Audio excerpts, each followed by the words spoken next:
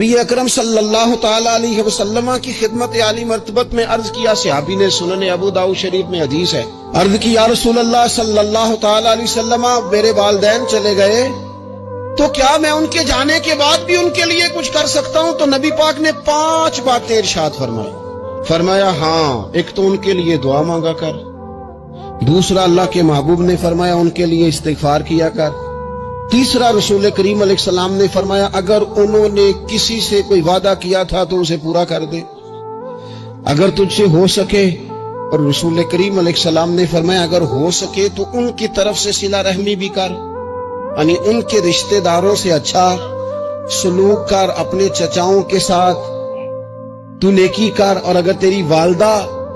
کی طرف سے تو نیکی کرنا چاہے تو اپنے ماموں کے ساتھ، خالاؤں کے ساتھ تو اچھا سلوک کر،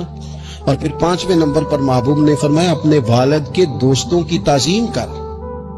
ان کے لیے تیرے دل میں اچھے جذبات ہوں، تو اکرام کر دوستوں کا۔